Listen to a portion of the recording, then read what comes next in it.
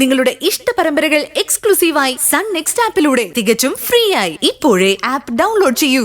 അങ്ങനെ എന്തൊക്കെയോ പറഞ്ഞു. അത് മനസ്സിലാക്കിയില്ലെങ്കിലേ എനിക്ക് അപകടമാണെന്ന്. അത് അവളുടെ തന്ത്രം. എനിക്ക് തോന്നുന്നതേ നിത്യമോളെ ഉപയോഗിച്ച് അവള് ചാരപ്പണി നടത്തുകയാണെന്ന. ശരത്തുമോനെതിരെ കള്ളത്തെളിവുകളും സാക്ഷികളും ഉണ്ടാക്കി അവനെ നമുക്ക് മുമ്പിൽ മോശക്കാരനാക്കി കാണിച്ച അവള് ജയിച്ചല്ലോ. പാർവതി, ദേ ഞാനൊരു കാര്യം പറഞ്ഞേക്കാം. നിന്റെ മരുമോളോട് അവളുടെ കാര്യം നോക്കി മര്യാദയ്ക്ക് ഇരുന്നോളാൻ പറയണം. നിത്യമോളുടെ ജീവിതമേ അവള് സ്വയം തെരഞ്ഞെടുത്തതാ. അതിൽ അവൾക്ക് വിശ്വാസമുണ്ട്, ഞങ്ങൾക്കും വിശ്വാസം. അതെ, കൊച്ചവൾക്ക് ഇഷ്ടപ്പെട്ട ആളുടെ കൂടെ ജീവിക്കട്ടെന്നേ. അതിനവക്കെന്താ എത്ര വെപ്രാളം? നമ്മളെല്ലാം നിത്യമോളുടെ കൂടെ നിൽക്കുവല്ലേ, പിന്നെ എന്ത് പേടിക്കാനാ? ഞാൻ ദേവികയോട് പറയാം.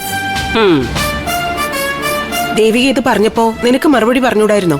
ഓ, ഞാനിനി മറുപടി പറഞ്ഞിട്ട് ഇവിടെ ഒരു വഴക്ക് വേണ്ടാന്ന് വിചാരിച്ചു. അവര് പറഞ്ഞത് ഒരു ചെവിയിലൂടെ കേട്ടു, മറ്റേ ചെവിയിലൂടെ പുറത്തു വിട്ടു. അത്രേ ഉള്ളൂ. അത്രേ ഉള്ളൂ, അത്രേ ആകാവുള്ളൂ. കാരണമേ നേരത്തെ അടവുകളൊന്നും ഫലിക്കുന്നില്ല എന്ന് കണ്ടപ്പോ അവള് വഴക്കും ബഹളമൊക്കെ മാറ്റിവെച്ച് പുതിയൊരു പരിവേഷമായിട്ട് ഇറങ്ങിയേക്കുക. നിത്യയെ കൂട്ടുപിടിച്ച് ശരത്തിനെ പുകച്ച് പുറത്തിയടിക്കാൻ. അത് ശരിയല്ലല്ലോ. അവനൊരു പാവം കൊച്ചൻ, നമ്മുടെ പെൺകൊച്ചിനെ പ്രാണനാ അവന്. അവളുടെ വാക്കും കേട്ടു ശരത്തുമോനെ വേണ്ടെന്ന് വെച്ചാലേ നമ്മുടെ ഈ കൊച്ചിന് വേറൊരു ബന്ധം കിട്ടുമോ? ഒരു ചെറുപ്പക്കാരന് ഇത്രയും കാലം കല്യാണം കഴിക്കുമെന്നും പറഞ്ഞ് ഈ വീട്ടിൽ താമസിച്ചിട്ട് ഒരു സുപ്രഭാതത്തിൽ അവനങ്ങ് പോയി കഴിഞ്ഞാ നിത്യയുടെ ഭാവി എന്താവും? ഒരു മോശം പെണ്ണെന്ന പേരുദോഷം ഉണ്ടാകുകയും ചെയ്യും, ഇവിടുന്ന് പോകുകയും ചെയ്യും. അതാ അവളുടെ ഉദ്ദേശം.